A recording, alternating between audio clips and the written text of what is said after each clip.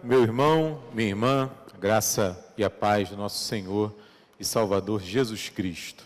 Vamos abrir as nossas Bíblias lá no livro dos Atos dos Apóstolos, capítulo número 1. Capítulo número 1, eu farei leitura dos versículos 1 a 11.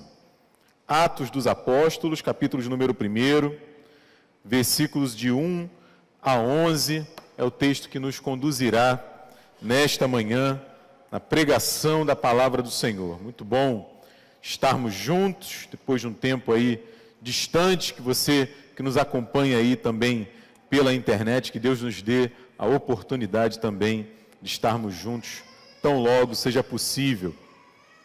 Hoje, a igreja cristã ao redor do mundo celebra o dia da ascensão do Senhor, o dia em que Jesus Cristo foi elevado céus após a sua morte, após a sua ressurreição. Nós vamos falar um pouco sobre isso hoje, mas não só sobre isso. Diz assim a palavra do Senhor lá em Atos, capítulo 1, versículos de 1 a 11. Escrevi o primeiro livro, ó Teófilo, relatando todas as coisas que Jesus começou a fazer e a ensinar, até o dia em que, depois de haver dado mandamentos por intermédio do Espírito Santo aos apóstolos que escolhera, foi elevado às alturas.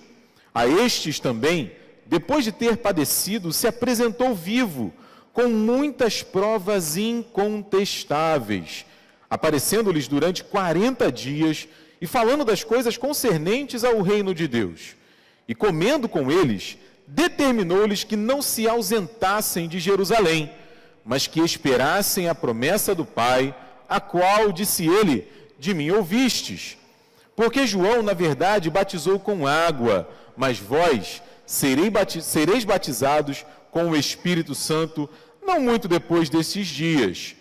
Então, os que estavam reunidos lhe perguntaram: Senhor, será este o tempo em que restaures o reino a Israel? Respondeu-lhes: não vos compete conhecer tempos ou épocas que o Pai reservou pela sua exclusiva autoridade, mas recebereis poder ao descer sobre vós o Espírito Santo, e sereis minhas testemunhas, tanto em Jerusalém, como em toda a Judéia e Samaria, e até aos confins da terra.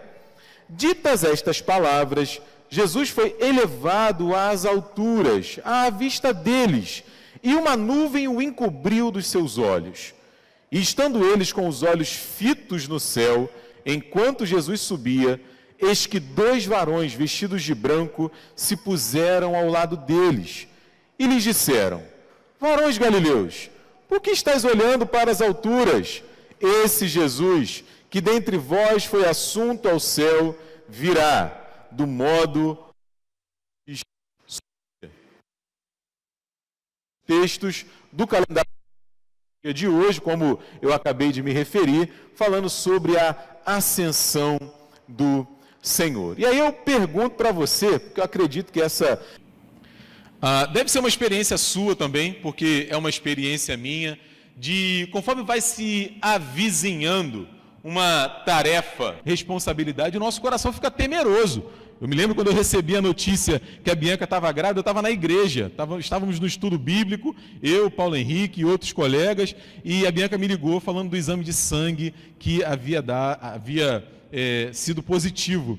E, bom, eu me lembro como se fosse hoje, não foi muito fácil de digerir aquela notícia. A gente simplesmente se sente incapaz. Não é? É uma tarefa muito maior do que a gente. Agora, sem dúvidas nenhuma, meu irmão, minha irmã, há uma tarefa sobre mim e sobre você, uma tarefa comum a todos nós, que nós não precisamos nos desesperar, não precisamos ter medo de executá-la e de realizá-la, porque como a gente vê no texto diante de nós, nessa manhã, nós somos auxiliados pelo Espírito Santo de Deus para cumpri-la. Essa tarefa é a tarefa de nós sermos testemunhas de Jesus Cristo.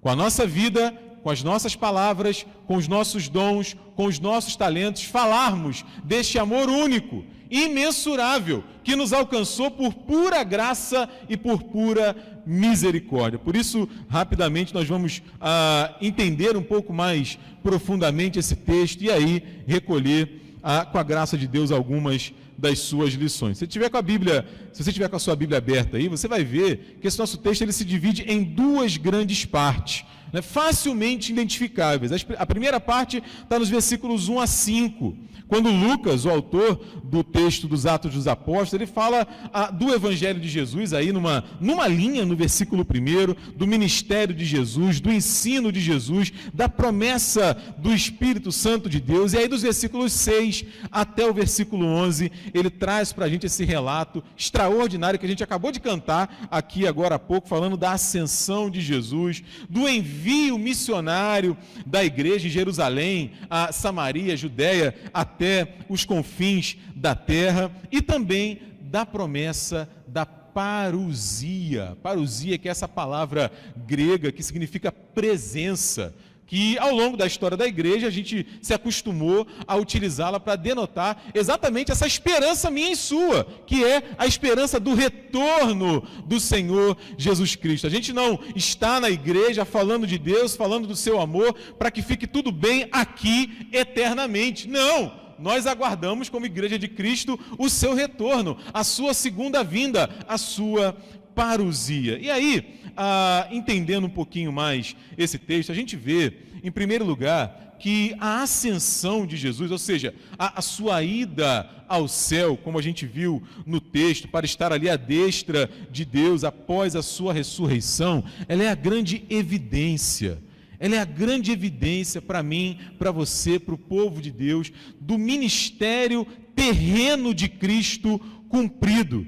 Porque a gente fala muito sobre a morte de Jesus na cruz, não é verdade? A gente fala muito sobre a ressurreição de Jesus, do fato da morte não poder detê-lo, mas nós não podemos nos esquecer da ascensão. Ele subiu ao céu. Ele não está mais entre nós e Ele prometeu à Igreja de Cristo que nós continuaríamos a sua grande tarefa, o seu grande ministério aqui na terra. A Igreja continua esse ministério. O que a gente vê aqui então, nesses versículos, primeiro, nesse segundo volume, escrito pelo Lucas, é uma continuação do seu Evangelho. A continuação da obra da igreja, agora, sem a presença física do Senhor Jesus, mas na confiança da sua companhia. Eu vou falar um pouco mais sobre isso daqui a pouco. Nos versículos 4 e 5, a gente vê a ênfase da necessidade do Espírito Santo nas nossas vidas. Sem o Espírito Santo, sem a ação do Espírito, sem sermos cheios do Espírito Santo de Deus, batizados pelo Espírito Santo de Deus, simplesmente não poderemos cumprir a nossa missão, não poderemos cumprir a nossa tarefa como igreja. Se voltarmos lá no Evangelho de João, no capítulo 15, Jesus vai dizer: sem mim, nada podeis fazer. Sem a minha companhia, sem a minha presença, vocês não podem fazer nada. E agora, parafraseando as palavras de Jesus, Lucas diz para a gente que sem o Espírito Santo na nossa vida, nós nada podemos fazer também. Já nos versículos 6, 7, 8, 9, 10 e 11, primeiro a gente vê aí nos versículos 6 e 7 os discípulos assim, curiosos, né? Imaginando que agora, após a ressurreição, finalmente Jesus vai invadir Roma, vai destronar o César, vai restaurar a glória de Israel como nos tempos de Davi, e perguntam: é agora? É agora que finalmente eu vou ser, né, o ministro da Fazenda, o João vai ser o ministro da Economia e por aí vai? E Jesus fala: não, vocês não estão entendendo ainda, né? O meu reino não é desse mundo. O meu reino não é desse mundo, não compete a vocês saber as datas que eu mesmo separei. O que vocês têm que saber é isso que eu vou dizer agora, é o versículo 8. O que vocês precisam saber é que eu encherei vocês com o meu poder. Eu encherei vocês com o meu poder com um motivo muito específico, que é o motivo para testemunhar. E aí Jesus ascende aos céus e nós vemos ali tanto a sua partida quanto a promessa do seu retorno. E aí, quais são as lições que a gente pode tirar desse texto aqui nessa manhã? Certamente seriam várias, eu separei aqui apenas 3. A primeira, eu falava agora há pouco, não é? Embora pareça muito simples, e de fato não é muito objetiva, até mesmo um clichê evangélico, vamos dizer assim, utilizado muitas vezes de forma esvaziada, mas não deixa de ser verdade, não deixa de ser uma verdade bíblica, é que Deus cumpre as suas promessas. Deus cumpre as suas promessas, meu irmão, minha irmã. A gente vê isso ao longo da palavra de Deus. A gente vê isso na vida de Abraão, na vida de Isaac, na vida de Jacó, na vida de Davi, de Daniel, de Marta, Maria, Ruth, Noemi. Ele, por exemplo, promete enviar o Messias. Deus promete enviar o Messias. E o Messias veio ou não? O Messias veio. Nós celebramos agora, há poucos meses, o Natal. Ele promete nos salvar dos nossos pecados. E o Messias morre pelo meu pecado e pelo seu pecado. A morte, como Jesus disse que iria acontecer, não pôde detê-lo. Era impossível para a morte deter Jesus. O apóstolo Pedro chega a usar até uma ironia para falar sobre isso nos Atos dos Apóstolos. Ele diz, vocês, falsos religiosos, hipócritas religiosos, vocês mataram o autor da vida. Vocês mataram o autor da vida num grande paradoxo, é impossível matar o autor da vida. O Messias ressuscitou, está hoje à destra de Deus, intercedendo por mim e por você. Por quê? Porque Ele cumpre as suas promessas.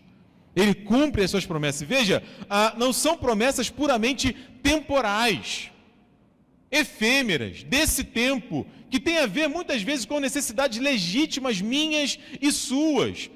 Nós pedimos a Deus, por exemplo, que cure o nosso corpo, que nos dê saúde, que cuide de quem a gente ama, de quem está perto de nós. Acabamos de agradecê-lo por isso. Promessas eventuais de bens materiais, de causas na justiça, coisas semelhantes. Deus pode até nos dar estas coisas, fazer realidade esses pedidos nas nossas vidas, mas não é disso que o Evangelho está falando, quando fala das promessas que são comuns a todos nós. Por quê? Porque simplesmente, meu irmão, minha irmã, a cura pode não vir. Aquele pedido que tanto colocamos diante do Senhor e que tanto aperta o nosso coração, de acordo com a vontade dEle, que é boa, perfeita e agradável, pode não se realizar. A gente tem consciência disso. A Bíblia nos fala que Deus não é um gênio da lâmpada para nos servir de acordo com o nosso bel prazer. Não, mas algumas promessas Ele nos promete e Ele tem cumprido. Ele nos promete, por exemplo, a sua companhia em todo o tempo. Eis que estou convosco todos os dias, até a consumação dos séculos. Nós não estamos sozinhos. Sabemos que Deus, Ele é Emanuel, Ele é Deus conosco, presente em todo o tempo. Ele promete para mim e para você vida, e vida abundante. Vida abundante de esperança, vida abundante de perspectiva, de horizonte, de confiança, ainda que os nossos olhos, eu gosto muito quando o apóstolo Paulo fala isso, ele fala que Deus nos dá uma paz que excede o entendimento, excede a razão, porque às vezes com os nossos olhos, com o nosso entendimento, com a nossa razão, a gente não encontra caminho para enxergar a paz. Mas Deus nos dá essa promessa de vida abundante que vai além daquilo que os nossos olhos podem ver. E aí eu preciso me perguntar, qual é o efeito disso na minha vida? Como é que eu tenho moldado a minha realidade em torno dessa promessa? No texto nós vemos Jesus falando do Evangelho, nós vemos a ressurreição de Cristo, nós vemos a sua ascensão, vemos a promessa do seu retorno. Qual é o impacto destas verdades na minha vida e na sua vida? Essa é uma primeira lição. A gente precisa se lembrar que Deus cumpre as suas promessas. Uma segunda lição é que eu e você, meu irmão, minha irmã, Igreja de Cristo, a gente se move na força do Espírito. A gente se move, a gente vive, e essa é uma outra promessa cumprida por Deus. Lá no profeta Joel, ele faz essa promessa de derramar o seu Espírito sobre toda a carne. Ele vai cumprir essa promessa no capítulo seguinte do texto que nós lemos, de Atos, capítulo 2. Esse poder que enche a igreja, para quê? Para que eu e você, de alguma maneira, olhemos para o nosso próximo que eventualmente ainda não recebeu essa promessa de cima para baixo? Para que a gente se ache melhor do que o outro? De modo algum. Jesus fala que esse poder é um poder para sermos testemunhas. É uma palavra muito famosa entre nós. É da onde vem a nossa palavra portuguesa para mártir. A palavra original grega aqui é mártire. Você sabe, o mártir é aquele que testemunha daquilo que viu, daquilo que ouviu, que sentiu, que presenciou, que inclusive pode empenhar a sua própria vida, e fez isso no início da história da igreja. A gente vê, por exemplo, Estevão testemunhando, literalmente sendo martirizado por essa verdade que transformou a sua vida. Eu e você hoje também somos chamados para isso, para testemunharmos desse Cristo que nos deu promessas, que nos dá uma vida nova, uma vida abundante. E aí eu pergunto novamente, eu tenho tido consciência disso? Nós temos buscado moldar a nossa vida em torno desta verdade que eu e você somos testemunhas de Jesus. E de modo algum a Bíblia está falando aqui que eu e você precisamos ser heróis espirituais, meu irmão, minha irmã. Até porque esses heróis não existem. Não existem heróis espirituais. O que existe ao longo da história é gente que abraçou essa verdade. Gente que abraçou essa verdade e que foi além, e que tem ido além daquelas verdades comuns que a gente se acostumou a chamar ou imaginar como verdades espirituais. Não, tem a ver com a nossa vida como um todo. Por exemplo, nós somos cheios do Espírito para criar os nossos filhos, para educá-los, como acabamos de ouvir aqui, um pai e uma mãe confessando diante do Senhor: Senhor, me ajude a ler a Bíblia com meu filho, a orar com meu filho, a orar pelo meu filho, a ensinar a ele o bom caminho. Só, meu irmão, minha irmã, cheios do Espírito Santo podemos fazer isso, porque é grande o desafio. Não apenas isso, mas para sermos fiéis ao nosso marido, à nossa esposa, aos nossos amigos, para a gente trabalhar de forma digna, honrar os nossos funcionários, os nossos patrões, para a gente gastar com parcimônia, com inteligência o nosso dinheiro. Precisa ser cheio do Espírito Santo para isso, meu irmão, minha irmã. Às vezes a gente acha que, não, isso não é espiritual, não é negócio de dinheiro, não é? Deus fecha o olho assim e fala, não, o diabo que toma conta disso, negócio de dinheiro não é legal. Como assim? A Bíblia trata tão sério com o dinheiro que Jesus chega a comparar o dinheiro a uma divindade, dizendo que nós não podemos servir a Deus e a mamão, e ao dinheiro. Nós não podemos. Então, nós temos acreditado, abraçado essa verdade que Jesus nos promete nesse texto. E, finalmente, a terceira lição é que nós fazemos tudo isso, meu irmão, minha irmã, até Jesus Cristo voltar. Essa é uma lição maravilhosa, porque nos Salmos a gente vai ver essa pergunta, e eu e você nos fazemos muitas vezes essa pergunta que eu vou fazer agora: Senhor, até quando? Até quando, Senhor? Até quando nós vamos suportar essa realidade diante de nós? A promessa bíblica, meu irmão, minha irmã, que a gente viu aí no versículo 11 desse texto, eu acho fantástica essa narrativa, não é? Eu imagino sempre a cena, os discípulos ali meio abobalhados: o que está acontecendo? Ele está subindo, a nuvem está envolvendo eles, aí chega o anjo: gente, já era, já foi, ele subiu, você não tem que estar preocupado agora olhando para cima, aquele que foi, ele vai voltar. A preocupação de vocês é essa agora: cheios do Espírito Santo, sejam testemunhas dele, naquilo que Deus os chamou para fazer, naquilo que Deus colocou nas mãos de vocês para fazer. Ou seja, o nosso futuro está seguro no Senhor. E nós não vivemos apenas pensando nesse futuro. Por quê? Porque Ele nos deu tarefas hoje aqui para fazer. Nós estamos ocupados, temos muito o que realizar para a glória de Deus. Então, concluindo, meu irmão, minha irmã, sem dúvida nenhuma, sobre mim e sobre você, há inúmeras tarefas que pesam sobre os nossos ombros, que tiram o nosso sono. Acredite, né? Eu sei bem do que se trata. E para desempenhar todas elas, Deus está conosco.